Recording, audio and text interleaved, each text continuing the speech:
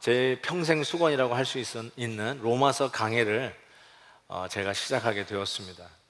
얼핏 30년 된 저희 목회 뒤안길에 이 로마서 1장부터 16장까지 시리즈로 쭉 해본 적이 없어요. 그 이유는 이 설교자에게 있어서 이 로마서 강해는 에베레스트 산이다, 이런 말이 있어요. 그만큼 정복하기가 쉽지 않은 책이라고 이야기할 수 있을 터인데, 그런 의미에서 제가 이 로마서 강의를 시작하면서 두 가지의 마음이 교차됩니다. 첫 번째는 내가 이거를 할 수 있을까? 끝낼 수 있을까? 라는 두려움이 앞섭니다. 영국 웨스트민스터 채플에서 목회하셨던 마틴 로이드 존슨 목사님이 로마서 강해를 하셨어요. 뭐 한 절 한 절 이렇게 하면서 시작을 하셨는데 16년이 걸렸어요. 오해는 마세요. 전 16년 할 수도 없고, 근데 결국 15장 17절에서 결국 마치지 못하고 끝내고 은퇴를 하셨어요. 그러니 제가 은퇴 전에 이거를 과연 끝낼 수 있을까라는 이런 두려움도 듭니다. 그럼에도 불구하고 또 하나의 마음은 기대심이 굉장히 큽니다. 왜냐하면 이 로마서 때문에 이루어진 역사들이 너무나 큽니다. 로마서 때문에 뒤집어지고 바뀐 사람이 너무나 많아요. 그래서 그 바뀐 사람들을 통해서 세계 역사가 바뀌어졌다는 것입니다. 한 예로 4세기에 히포의 주교였던 성 어거스틴, 그 고백록을 보면은 그가 암브로시우스의 설교에 완전히 도전을 받고 결국 로마서 말씀에 뒤집어집니다. 그가 후대에 얼마나 많은 신학자와 목회자들을 변화시키는 데 쓰임을 받았는지 모릅니다. 그 중에 하나가 어쩌면 종교개혁가 마틴 루터라고 생각합니다. 마틴 루터는 실은 하나님이 우리 인간에게 너무 불가능한 것을 요구하셨다라고 생각하고 하나님을 싫어했다라고 그는 스스로 고백합니다. 그런데 로마서 1장 17절, 오직 의인은 믿음으로 말미암아 살리라, 바로 이 로마서 1장 17절 때문에 그가 변화를 받습니다. 그러면서 그가 쓴 로마서 주석에 이와 같은 말을 남깁니다. 나는 어떻게 하면 바울의 말을 제대로 이해할 수 있을지 노심초사하였는데 하나님의 의라는 표현에서 가로막히고 말았다. 그 의미를 의로우신 하나님이 불의한 자들을 공평하게 심판하신다는 뜻으로 받아들였기 때문이다. 나는 흠잡을 데 없는 수도승이지만 하나님 앞에서는 죄인이었다. 나는 의롭고 무서운 하나님을 사랑할 수 없었고 도리어 그분을 미워하며 불평하였다. 그 후 하나님이 우리에게 은혜와 자비를 베푸셔서 믿음으로 말미암아 의롭다함을 받는 것이 그분의 의라는 것을 온전히 이해하게 되었다. 나는 새롭게 태어났고 천국에 이르는 열린 문을 통과했다고 느꼈다. 나는 해내었다. 전에는 하나님의 의라는 표현이 싫었지만 이제는 그것이 가장 소중하고 위안을 주는 말이 되었다.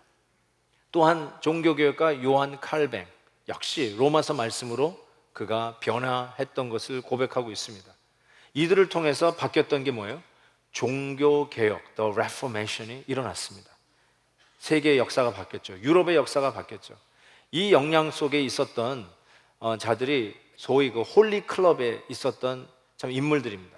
17세기에 그 하나님의 놀라운 부흥을 체험했던 조지 위필드, 요한 웨슬리, 찰스 웨슬리, 그리고 나중에 모라비안의 주교가 되는 존 갬볼드, 이런 사람들이 홀리 클럽에서 변화를 체험하는데 그들의 일기나 에피소드에 보면 전부 다 로마서 말씀에 그들이 변화를 체험합니다. 그들을 통해서 서구의 역사, 유럽의 역사가 다시 쓰는데 이들의 영향 속에 프렌치 레볼루션, 무혈혁명이 일어났다고 이야기합니다.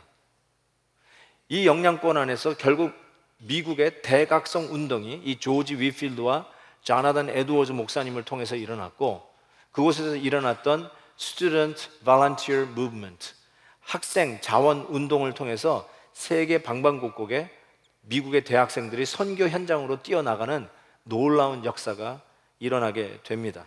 바로 이 영향권 안에 우리 한국의 평양 대부흥이나 복음 증거하는 선교사들이 물밀듯이 들어오게 되는 바로 그 영향권도 바로 이 일에 있었습니다. 생각해 보십시오.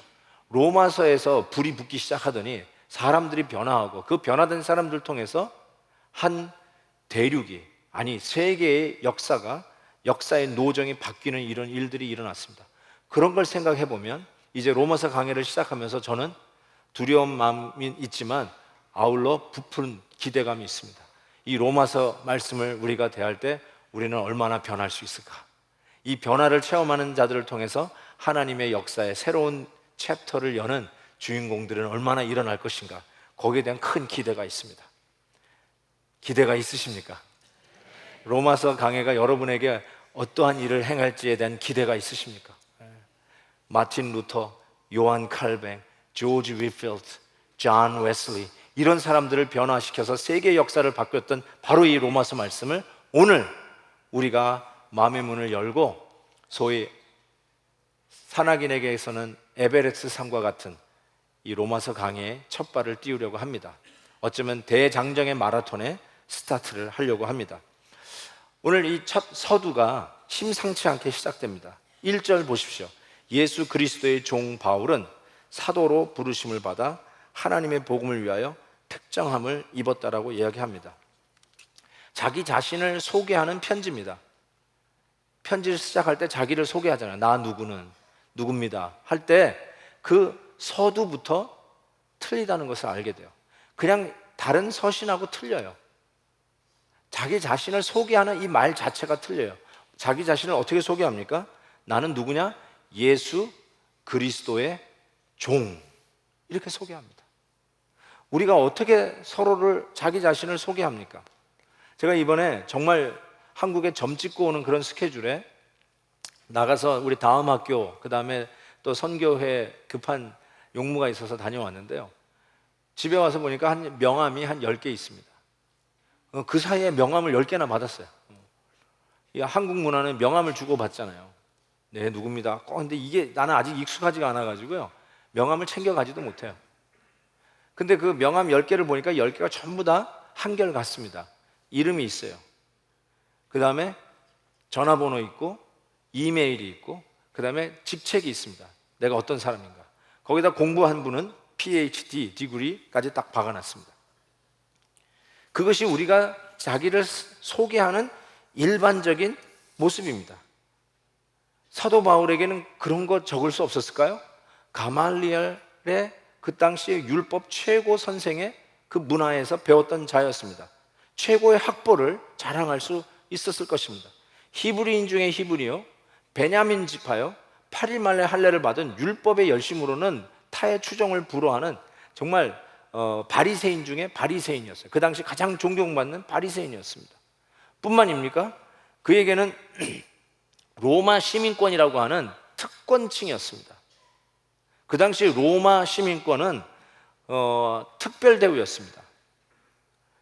그래서 얼마든지 자기의 신분을 더 좋은 것으로 소개할 수 있었음에도 불구하고 사도 바울은 자기 자신을 이렇게 소개합니다. 예수 그리스도의 종, 예수 그리스도의 노예, period. 그것으로 충분했습니다. 예수를 믿기 전과 예수를 믿은 후의 삶은 정말 다릅니다. 처음부터 끝까지 다 다릅니다. 자기 자신을 소개하는 것도 다릅니다. 일반적으로 소개할 수도 있지만, 상식적으로 소개할 수 있지만, 예수 믿는 사람은 그런 모든 것들 위에 초월한 자기의 아이디가 있는데, 그것이 무엇이냐? 나는 예수 그리스도의 노예, 그걸로 충분하다는 것입니다. 여러분, 우리가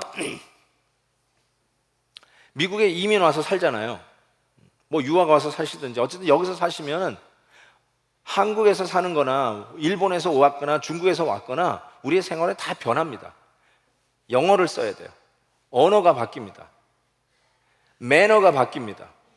음식도 바뀌어요. 이번에 한국 갔으니까 제일 좋은 게 뭐니까 아침에 일찍 일어나가지고 콩나물 국밥으로 아침을 먹는 게 그렇게 좋을 수가 없더라고요. 근데 미국에서는 콩나물 국밥 없어요. 맥도날드 가셔야 됩니다. 달라요. 음식도 달라요. 매너도 달라요. 트름하면은 잘 드셨네요. 근데 여기선 트름하면 죄송합니다, 용서해 주시옵소서, excuse me 하셔야 돼요. 그렇죠? 문화, 에티켓 다 달라요. 모든 게 변합니다. 운전도 매너도 달라요. 운전하는 방법도 달라요. 일본에서 오신 분은 일본은 이쪽에서 운전하잖아요. 왼쪽으로 다니잖아요. 미국에 오시면 오른쪽으로 다니셔야 돼요. 그렇죠? 모든 게 바뀝니다. 저는 예수 믿기 전과 예수 믿은 후가 이렇다라고 생각합니다. 다 바뀌어요. 생각의 방법, 가치관, 인생의 목적, 철학, 심지어는 자기 자신을 소개하는 것조차도 바뀌어요. 수많은 것들로 화려하게 장식을 해야 나의 나됨을 증명할 수 있었던 세상적인 가치관에서부터 예수 믿은 후가 되면 나는 예수 그리스도의 노예입니다. 그걸로 충분합니다. 그게 예수 믿는 사람의 모습이에요. 완전히 바뀌어요. 저는 이민 와서요, 한 10여 년, 한참 넘어서야, 10여 년이 뭐예요? 한 15년 가까이 돼서야 시민권을 땄어요. 미국 시민권을 땄어요. 제가 내추럴라이즈 됐어요. 대개 이민 오셔서 영주권 받으신 후에 한 5년이 지나면 시민권을 신청할 수 있다고 들었습니다. 모르겠어요. 요즘은 어떻게 되는지, 좀 빨라졌는지 잘 모르겠는데 영주권을, 여기 시민권자 있죠? 미국 시민권자 있으면 손 들어보세요. 오케이. 영주권자 손 들어보세요. 오케이. 불체자는 손 안 들으셔도 됩니다. 근데 영주권을 받으신 분 중에 5년이 넘었는데도 아직도 영주권을 가지고 계신 분이 있으시죠? 그분 한번 손 들어보세요. 아직도 미국 시민권 안 받으세요? 손을 그렇다고 저렇게 높이 들 필요는 없는데. 그러니까 오케이. 왜? 질문합니다. 그 영주권 아직도 5년 시민권을 신청하실 수 있는데도 불구하고 영주권을 계속 가지고 계시는 분 왜 그러십니까? 왜 시민권을 안 따십니까? 이유가 뭡니까?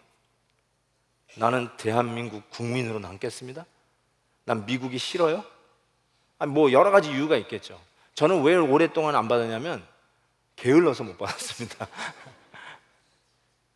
여러분은 왜 시민권을 아직 못 받은지에 대한 여러 가지 이유가 있을 거예요. 정당한 이유가 있을 수 있을 거예요. 근데 제가 여러분에게 도전하고 싶은 거는, 교회를 5년, 10년 다니셨어요. 근데 아직도 천국 시민권을 따지 못하신 분이 계시다면 그분들에게 묻고 싶어요. 왜 아직도 천국 시민권을 안 따고 계십니까? 뭐가 이유입니까? 교회를 그렇게 오래 다니셨음에도 아직도 천국 시민권을 따지 못한 이유가 뭡니까? 천국 삶을 살기 싫어서, 아직도 지금 있는 이대로의 삶이 너무 좋아서, 이 라인을 넘어서 천국 시민으로 살고 싶지 않아서. 여러분, 천국 시민이 되면, 이 시민권을 따면 마치 한국에서 미국 와서 살듯이, 이민 와서 살듯이 언어부터 매너부터 음식까지 다 변하듯이 변하는 게 바로 예수 그리스도를 믿은 후의 삶이에요. 그것이 어디서부터 시작되면 내가 누구냐에서부터 시작해요. 이 세상에서 나의 나됨은 내가 어디 출신이냐, 나의 나됨은 내가 어느 학교를 나왔느냐, 나의 나됨은 내가 얼마나 사회적으로 성공하고 얼마나 많은 재산을 소유한 자이냐, 나의 나됨은 내가 얼마나 화려한 인간적인 네트워크를 갖고 있냐, 얼마나 백이 든든하냐, 이런 것들로 증명하려고 할 거예요. 그런데 예수 믿으면, 천국 시민권을 따면 달라져요. 나는 누구냐? 예수 그리스도의 종, 예수 그리스도의 노예. 이걸로 충분해요. 이거 하나로 충분해요. 다른 것으로 서로 싸우고 누가 키가 크냐 이런 걸로 신경 쓰지 않아요. 예수 그리스도의 노예입니다. 이 말로 충분해요. 또 자기 자신을 어떻게 소개하는 줄 아세요? 나는 사도라고 이야기합니다. 나는 사도다. 이 사도라는 말은 보냄을 받았다라고 하는 뜻입니다. 사명을 가지고, 어떤 미션을 가지고 그 사명에 걸맞는 삶으로 보내어진 자, 목적 있는 삶을 얘기해요.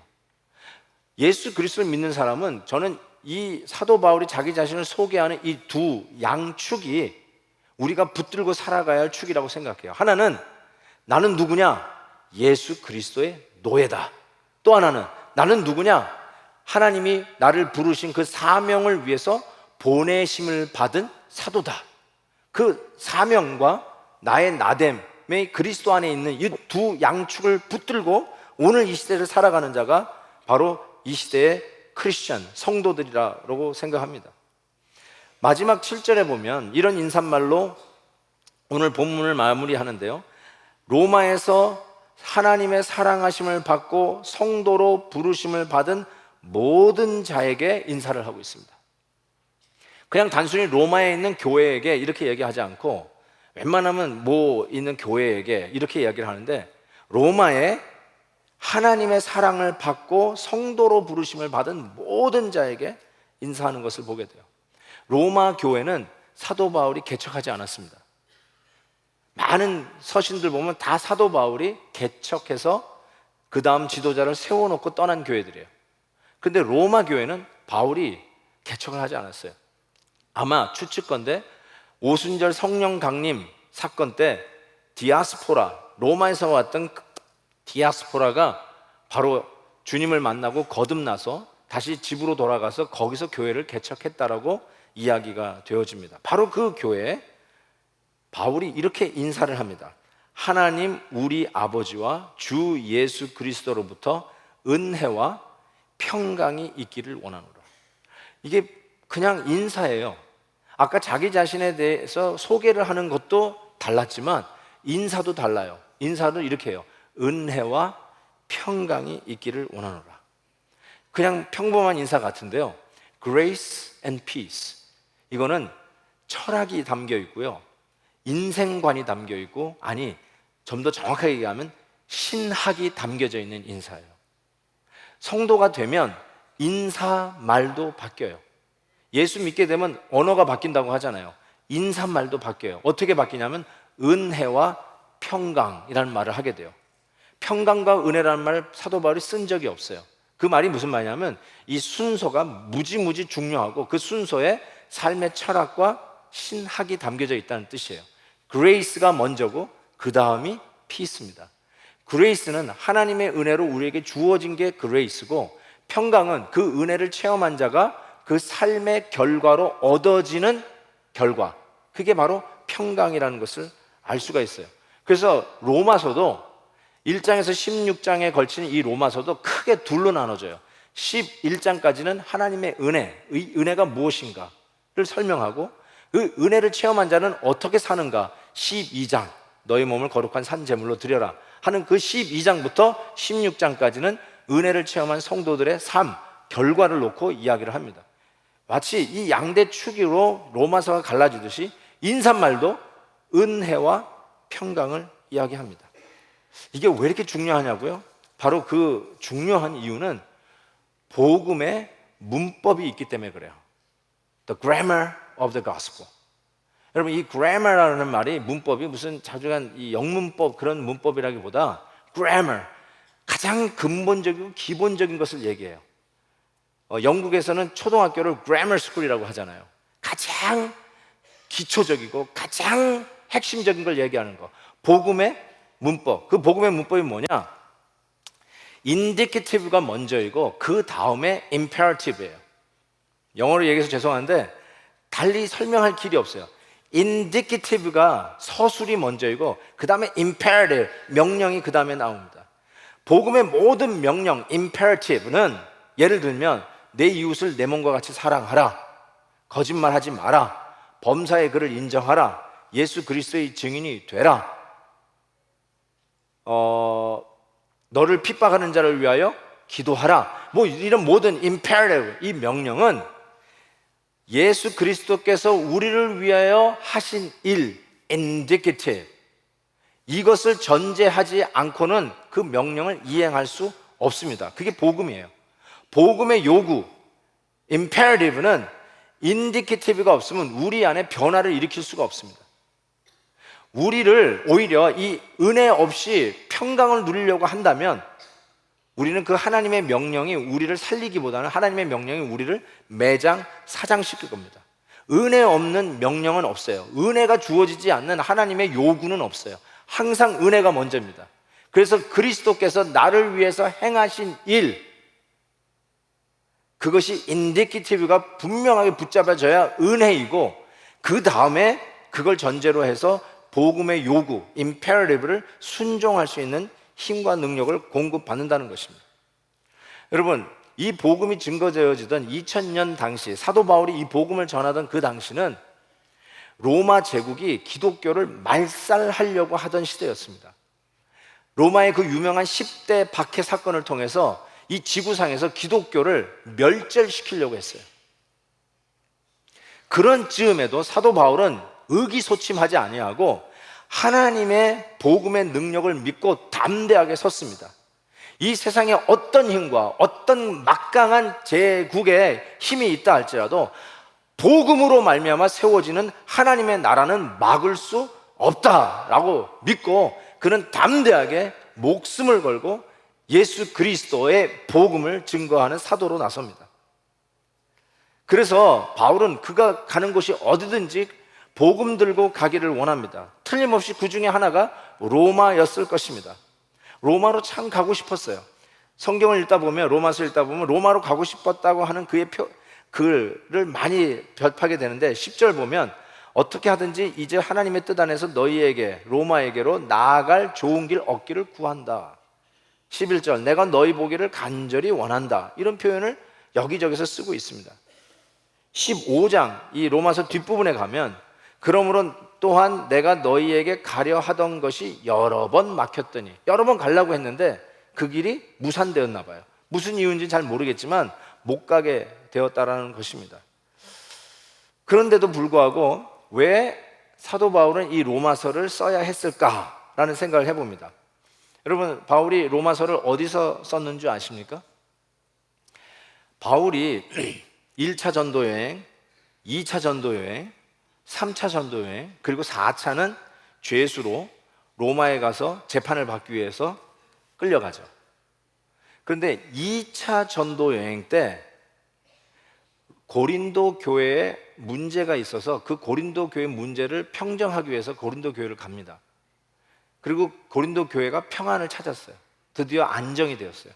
그 안정된 상태에서 1년 반 정도 이 고린도에 사도 바울이 머물게 되는데, 그 평안한 상태에서 로마를 향해서 쓴 편지가 로마서입니다. 이 로마서의 별명이 성경 중에 다이아몬드라고 하는 별명이 있어요. 그 정도로 빛나고요, 특별히 복음의 진수를 정말로 기가 막히게 잘 표현하고 설득력 있게 쓴 서신이라 해서 다이아몬드라고 하는 별명을 받았어요. 뭐 다른 성경은 그러면 동이냐 구리냐 그건 아니지만 어쨌든 그 정도로 탁월하게 복음에 대해서 잘 써내렸는데, 그 당시 목회 현장이 평안하고 정말 안정적이었기 때문에 이런 사도가 또 이런 멋진, 아주 날카롭지만 예리하지만 아주 정확한 글을 써놨다라고 이야기를 합니다. 어쨌든 그 고린도에서 로마를 향해서 이 서신을 쓰면서 그가 왜 로마로 가려고 했는데 이번에는 못 가는지 한 이유가 등장합니다. 15장 25절 26절 보면, 그러나 이제는 내가 성도를 섬기는 일로 예루살렘에 가노니, 예루살렘에 갈 일이 있는 거예요. 이제 이는 마게도냐와 아가야 사람들이 예루살렘 성도 중 가난한 자를 위하여 기쁘게 얼마를 연보하였습니다. 이게 굉장히 기가 막힌 말씀이에요. 로마로 가려고 하는데 이번에 못 가는 이유가 뭔지 아느냐? 이방 교회에서 지금 기근을 만나서 힘든 예루살렘 교회의 성도들을 위해서 헌금을 한 거예요. 사도 바울이 그 헌금을 거두어서 지금 예루살렘 교회를 빨리 가야 되기 때문에 로마로 못 간다고, 로마로 가는 일이 지금 지체되고 있다라고 지금 변명을 하고 있는 것이죠. 전 이것만 봐도 이게 복음의 능력이라는 생각이 듭니다. 여러분, 뭐 일본에서 지금 지진이 일어났고 또 에콰도르에서 지진이 일어났습니다. 그래서 우리가 성금을 모아서 보낼 수 있어요. 그렇죠? 십시일반으로 우리가 해서 헌금 보내. 그렇게 해서 헌금을 보내는 거 하고 지금 이방 교회에서 헌금을 모아서 예루살렘 교회로 가져가는 거는 차원이 좀 다릅니다. 얼마나 차별을 받은 게 이방인들입니까? 예루살렘 성전 가보지도 못했잖아요. 얼마나 그 콧대 높은 유대인들에 의해서 차별받고 멸시를 받았던 이방인들입니까? 그런데 예수 그리스도를 믿고 나서 예루살렘 교회가 어렵다니까 이들이 헌금해서 보낸다는 것은 이것 자체로도 복음의 위대한 역사예요. 복음이 사람과 사람의 담을 이렇게 허물 수 있구나. 서로 으르렁대고 서로 멸시하고 서로 견제하고 서로 못 봐주던 그 사이가 복음으로 말미암아 서로 도울 수 있고 나눌 수 있는, 인간과 인간에 있는 그런 장벽들이 허물어지는 아주 구체적인 사건. 이방 교회의 헌금을 거두어서 본교회 예루살렘으로 가져가는 이 모습만 봐도 알 수 있어요. 이 헌금을 가져가면서 쓰는 편지에서 뭘 느낄 수 있냐면 바울은 서바나에 가고 싶어서 이 편지를 쓰고 있다는 걸 알 수가 있어요.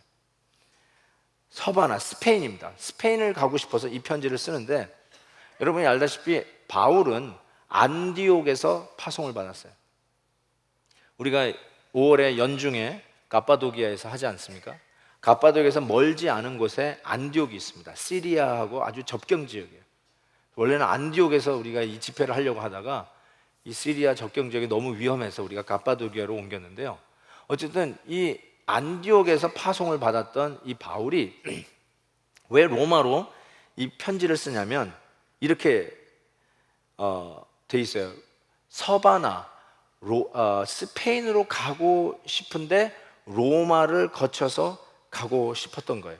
그래서 이 로마서에서 이 바울이 쓰는 특이한 표현 중에 하나가 2장 16절, 그 다음에 16장 25절에 나의 복음, my gospel이라고 한 적이 있어요. 나의 복음. 이상하잖아요. 이게 주님의 복음이고 하나님의 복음이지 갑자기 바울이 복음을 전하면서 This is my gospel, my gospel이라는 표현을 써요. 이 말은 하나님의 복음과 대치하는 내 소유의 복음, 그런 뜻이 아니라 이런 뜻이에요. 15장 23절에 보면 바울이 이런 표현을 썼어요.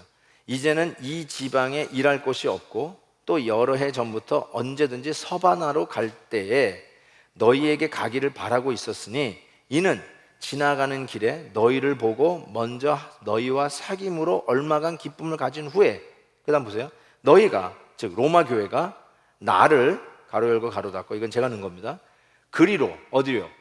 스페인 서바나로 보내주기를 바람이라.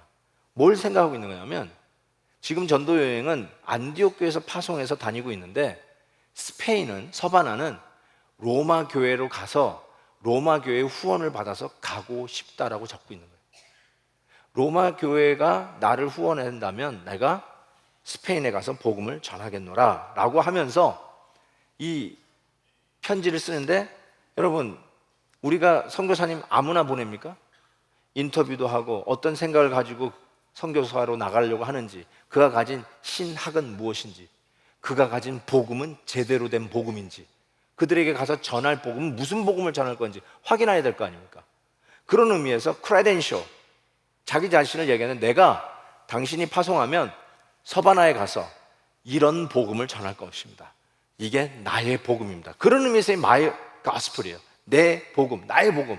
그래서 서바나로 가면 내가 이런 복음을 전하겠습니다 해가지고 복음에 대해서 쭉 일목요연하게 제대로 프레젠테이션 하는 거예요. 그러니까 로마서가 당연히 복음의 진수를 적을 수밖에요.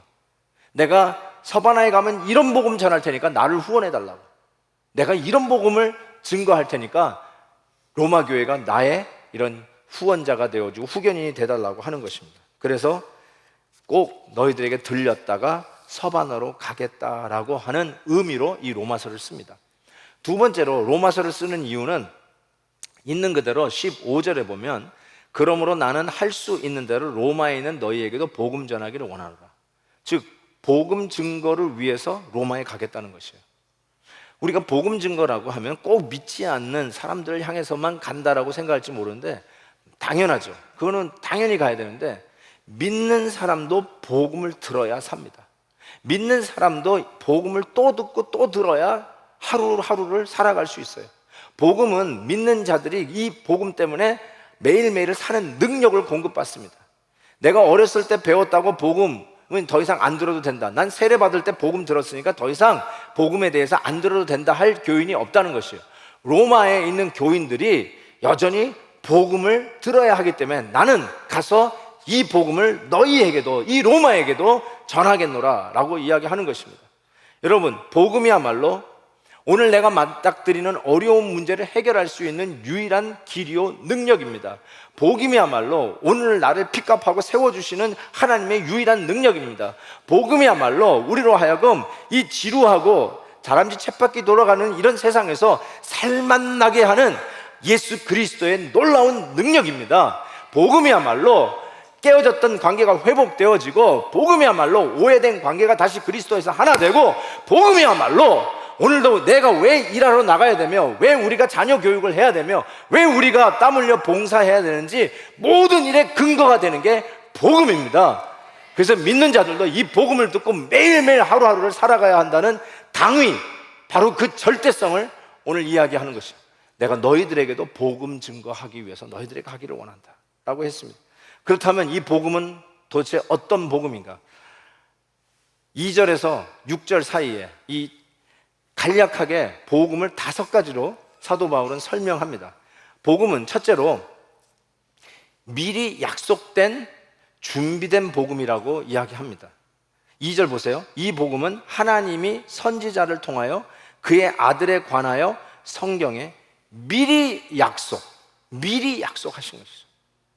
복음은 1세기에 어떤 머리 좋은 사람이 창작해서 만들어낸 작품이 아니에요. 이미 구약에서부터 약속되어졌고 선지자들을 통해서 계속 선포되어지고 약속되어진 것이 드디어 신약에 와서 그 약속이 이루어지고 완성된 것이 복음이라고 이야기하는 것입니다. 예수 그리스도의 십자가의 부활은 구약에서부터 준비되어 약속되어 왔고, 드디어 약속대로 십자가와 부활에서 완성되었다는 것이죠. 많은 분들이 이 복음은 플랜 B다 이렇게 얘기하는데 플랜 B가 아니에요. 그러니까 플랜 A를 진행하다가 좌절되고 십자가 지시고 죽으시니까 플랜 B로 시작한 게 복음이다. No, 그렇지 않아요. 구약에서부터 플랜 A였고, 이 플랜 A는 신약에서 십자가와 부활로 성취되었다는 것입니다. 그래서 모든 것이 그리스도 안에서 연결되어 이루어졌고, 모든 것이 그리스도 안에서 완성되어졌고, 모든 것이 그리스도와 함께 온전히 이루어졌음을 선포하는 것입니다. 두 번째, 이 복음은 어떤 복음인가? 아들 예수에 관한 복음이에요. 3절, 그의 아들에 관하여 말하면 하면서 얘기하죠. 2절에도 아들 예수에 관하면 하면서 얘기합니다. It's about Jesus Christ. Gospel is not of us. Gospel is about Jesus Christ. 예수 그리스도에 관한 것이에요. 여러분, 복음의 핵심은 우리가 어떻게 하면 잘 사느냐, 우리가 어떻게 하면 건강하게 사느냐, 어떻게 하면 우리가 서로 화목하면 사느냐, 이게 복음의 핵심이 아니에요. 복음의 코어는, 복음의 핵심은 예수 그리스도십니다. 심지어는 우리가 거듭나는 것도 복음의 핵심이 아니에요. 그거는 복음의 결과물이에요. 복음의 핵심은 예수. 처음도 예수요, 진행도 예수요, 종착점도 예수. 예수가 복음의 핵심입니다. 예수 그리스도의 십자가와 죽음으로 낮아지심과 더불어 예수 그리스도의 높아지심, 부활과 더불어 예수 그리스도의 놀라운 이 복음이 우리 믿는 성도들에게 적용되어질 때 그것이 힘이 되고 능력이 되고 우리의 삶을 온전히 inside out, from 속에서부터 밖으로 완전히 뒤집어 놓는 변화의 능력이 찾아오는 것입니다. 그래서 예수 그리스도로 말미암아 우리의 삶이 이 변하는 삶, 예수 그리스도와 더불어 연결되어서 동행하는 삶, 그 말씀에 따라서 하루하루를 살아가는 이 놀라운 변화가 드디어 우리에게 시작되는 것이죠. 달나라의 암스트롱이 첫 발을 디딘 역사적 사건보다 더 위대한 사건이 예수 그리스도를 만나는 사건입니다. 예수 그리스도의 십자가와 부활의 사건이 우리의 삶 속에 그대로 적용되어질 때 우리는 역사적인 하나님과 동행하는 첫 스텝을 내딛게 됩니다. 복음은 예수 그리스도입니다. 세 번째로, 복음은 믿어 순종케 합니다. 믿어 순종케 해요. 5절 보세요. 그로 말미암아 우리가 은혜의 사도의 직분을 받아 그의 이름을 위하여 모든 이방인 중에서 믿어 순종하게 하나니 라고 했습니다. 이 말이 무슨 뜻이냐면요, 복음은 아이디어나 개념이 아니라는 거예요. 복음은 만약에 아이디어나 개념이면 이해했습니다, 끝, 그러면 되는 거예요. I understand, 그러면 끝나는 거예요. 그런데 복음은 이해를 요구하는 게 아니에요. 복음은 믿어 순종케 합니다. 순종하는 거예요. 그러니까 우리의 행동을 움직이는 것이지 나의 이해력을 요구하는 것이 아니라는 사실입니다. 아이디어나 개념이 아니라 순종하여 삶을 생산해내고 예수 그리스도의 순종의 삶을 우리 가운데 재현하는 구체적인 삶의 모습을 이야기하는 게 복음입니다. 여러분, 기독교 2000년 전의 기독교는요, 로마 제국의 입장에서 보면 이거는 완전 사입입니다. 아시다시피 네로 황제가 로마에 불을 내면서 기독교인들을 완전히 화형에 처하고 사자밥으로 집어넣고 로마의 거리를 밝히는 인간 횃불로 기독교인들을 썼습니다. 그렇게 할 수 있는 것은 인간이 잔인해서가 아니에요. 잔인한 거지만 기독교인들을 아주 악마 취급했어요. 왜냐하면 성찬식 하는 우리 기독교인의 모습을 가지고 어떻게 얘기하냐면, 저 사이비들 봐라, 저들은 사람의 피를 먹고 사람의 살점을 뜯어먹는 야만인이다 그랬어요. 이런 얘기를 들으면 그런 거 잡아 죽여야 되지 않아요? 그렇게 로마 사람들을 동기부여시켜가지고 기독교인을 완전히 말살시키려고 했어요. 성찬식을 그렇게 오도를 한 겁니다. 그런데 유대 정통주의자에 있어서의 기독교인은 이건 이단입니다. 기독교는요, 그 당시 이단 취급받았어요. 요즘 우리가 신천지 이단 취급하듯이 이단이죠. 그래서 상종하지 말고, 얼마나 못됐으면 교회에다가 방을 붙였을까요? 신천지 노 웰컴, 출입을 금합니다, 이런 포스터가 모든 교회에 다 붙어 있어요. 그런 이단이요. 그런 이단보다도 더 하등하게 취급받은 게 그 당시 기독교예요. 그런데 이 기독교가 어떤 특정 광신자에게만 필요한 그들만의 어떤 종교가 아니라, 오늘 이렇게 얘기했어요. 모든 이방인 중에서 믿어 순종케 하나니. 5절 다시요. 모든 이방인 중에서 믿어 순종케 하나니. 모든 자를 위한 복음이라는 것을 확실하게 짚고 있어요. 크리스찬의 크리스찬됨은 머리 좋은 크리스찬이 아니에요. 복음을 잘 이해하는 크리스찬이 아니라 믿어 순종하는, 바로 그 모습이 크리스찬의 진정한 모습이에요. 네 번째로, 이 복음은 우리가 누구에게 소속되어져 있는가를 가르쳐 줍니다. 소속이 어딘지를 가르쳐 주는 게 복음이에요. 6절 보세요. 너희도 그들 중에서 예수 그리스도의 것으로 부르심을 받았다, 이렇게 얘기했어요. 우리가 누구의 것이다? 예수 그리스도의 것이다. 여러분, 왜 우리가 크리스찬의 이 위대한 삶을 실패하는 줄 아십니까? 이 약속을 누리며 살아가야 되는 이 놀랍고 영광된 삶을 왜 우리가 자꾸 자빠지고 넘어지고 힘들어하고 형식이 되고, 주님 앞에 섬기는 생활이 가슴이 식어가지고 이게 뭐 은혜로 나오는 건지 습관으로 나오는 건지 짜증이 나고 그냥 오늘도 누구에게 끌려 나오는 것 같은, 왜 그런 느낌으로 신앙생활을 하느냐? 내가 누구에게 소속이 되었는지 자꾸 까먹기 때문에 그래요. 내가 누구 소속인지를 망각하기 때문에 그래요. 우리는 누구 소속인가? 예수 그리스도의 것, 예수 그리스도에게 속했다라는 것입니다. 여러분, 자녀를 키우면서 엄마 아빠들이 제일 많이 하는 말이, 적어도 제가 제일 많이 했던 말은 이거예요. 안아주면서 누구 딸, 누구 아들, 꼭 그 얘기를 해요. 안아주면서 누구 딸, 누구 아들. 지금 이거를 아직도 하고 있습니다. 왜냐하면 막둥이가 늦어가지고 아직도 걔를 안고 누구 딸 물으면, 언제까지 제가 엉덩이를 두들겨 주냐면 아빠 딸 하는 소리가 나올 때까지 아빠 딸. 그러면 너무 좋은 거예요. 그냥 아빠 딸이지. 여러분, 그게 무슨 말이에요? 아빠 딸이라는 게 뭐예요? You belong to me. 너 내 거야. 그거 아니에요. 그러면 무슨 말이에요? 내가 너를 어떤 일이 있어도, 어떤 위협이 있어도, 어떤 자가 너를 해하려고 한다 할지라도 나는 너를 지키고 보호하고 사랑할 것이라는 뜻이에요. 그게 소속이 주는 약속이에요. 넌 내 거야 라는 말은 내가 너를 반드시 지키고 보호하고 사랑하겠다는 것이에요. 하나님께서 이렇게 얘기하시는 거예요. 여러분들, 넌 내 거야. You belong to me. 내가 너를 무슨 일이 있어도 지키고 보호하고 사랑할 거야 라고 하는 것이에요.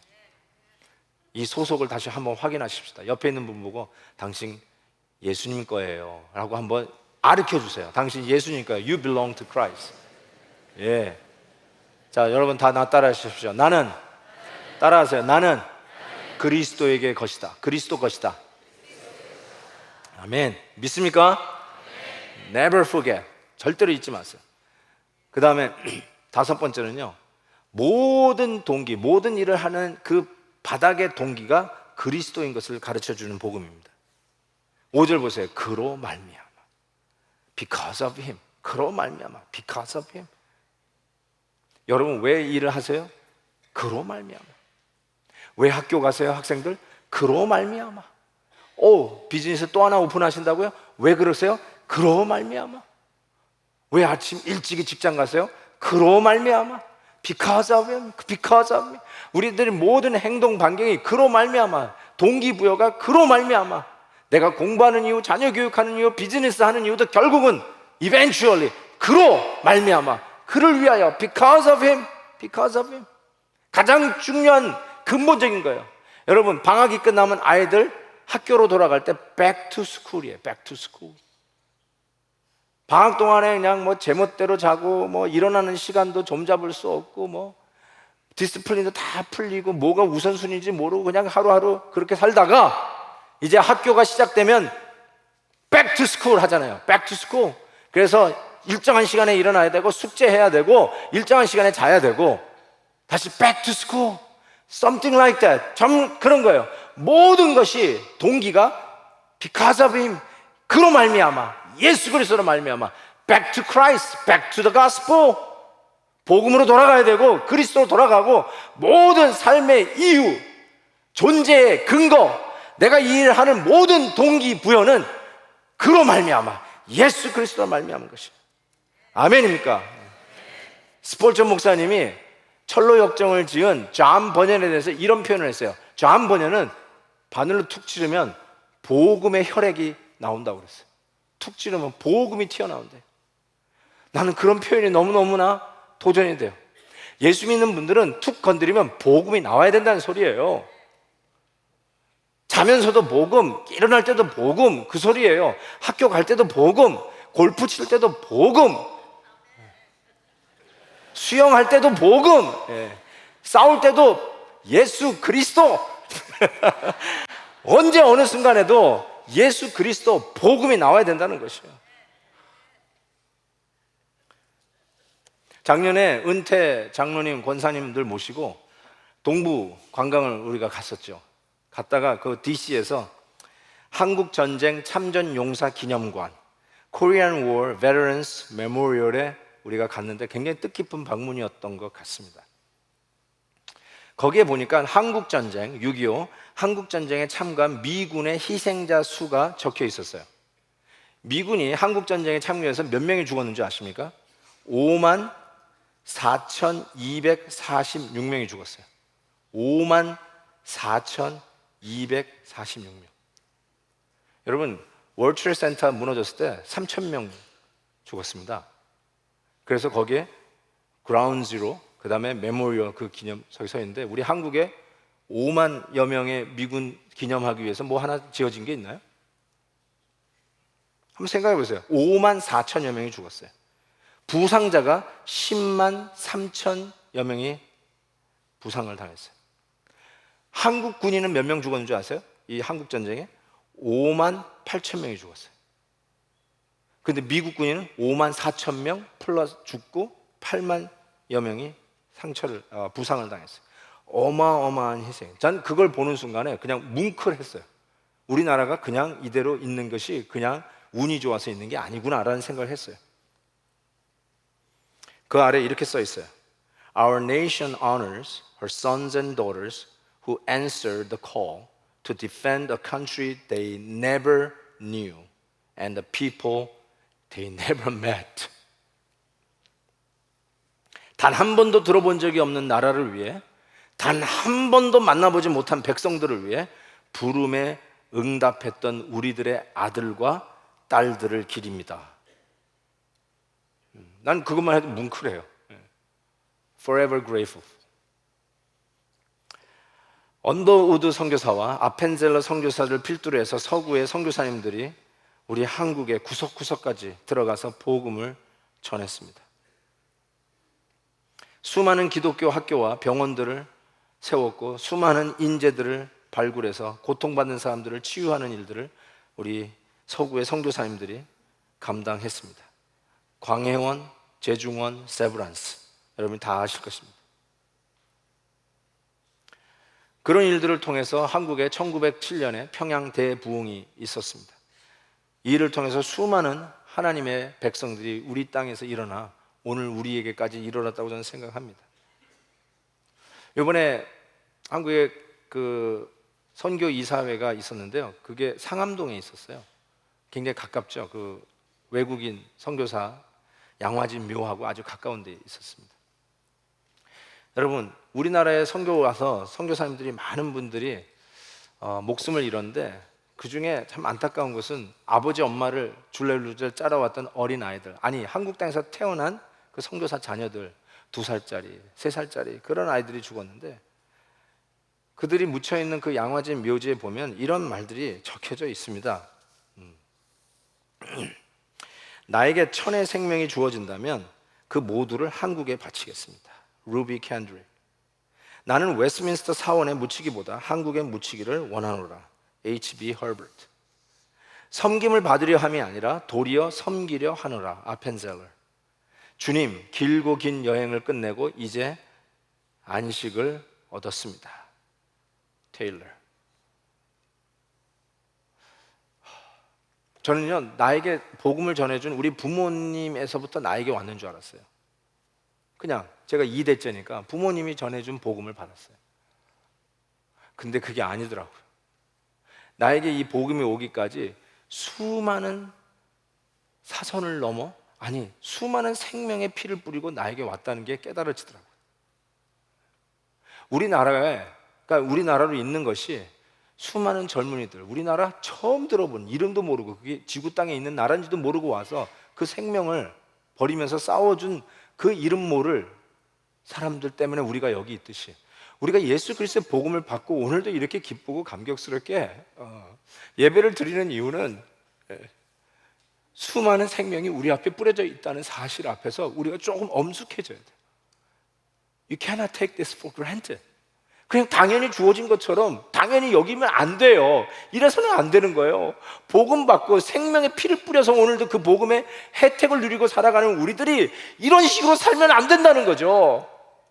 복음이 복음되게 해야 되고 생명의 사선을 넘어 우리에게까지 왔던 그 복음이 이제 내 손에서 턱 막혀가지고 내 뒤로는 흘러가지 못하는 복음의 강이 되었다면 우리가 정말로 다시 한번 이 복음 앞에 제대로 한번 서야 된다는 사실을 깨닫게 됩니다. 사랑하는 성도 여러분, 우리가 로마서 강해를 시작하면서 하나님이 어떻게 나를 바꿔갈지에 대한 기대를 가지십시다. 바꾸려고 노력하지 마세요. 내가 이제 바뀌어야지. 그런 거 할 필요도 없어요. 인위적으로 하지 마세요. 복음이 여러분을 만나고 복음에 여러분을 가슴을 치기 시작하고 복음이 여러분을 정통으로 만나기 시작하면 복음이 여러분을 바꿀 거예요. 그거에 대해서 마음 열고 기다리고 계세요.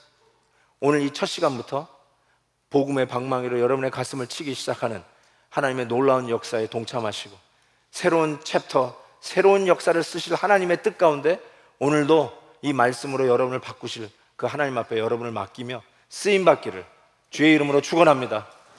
기도하겠습니다. 오늘 말씀을 생각하면서 한번 간절히 이 첫 시간인데요, 에베레스트 산을 올라가는 마음으로 시작을 했는데 여러분 우리 모두 다 정상에 올라가기를 원합니다. 이 말씀의 방망이 앞에 제대로 한번 내 자신이 개조되고 트랜스폼되고 리폼되는 개혁되는 일들이 체험되어지기를 원합니다. 내가 바뀌면 가정이 바뀔 거예요. 내가 변화받으면 틀림없이 우리 교회도 하나님이 기뻐하시는 모습으로 더 아름답게 바뀔 거를 믿습니다. 내가 바뀌면 이 커뮤니티가 바뀌고, 아니 나락의 길을 가고 있는 이 역사의 노정을 하나님이 기뻐하시는 노정으로 바꾸는 놀라운 일이 있을 수 있을 것입니다.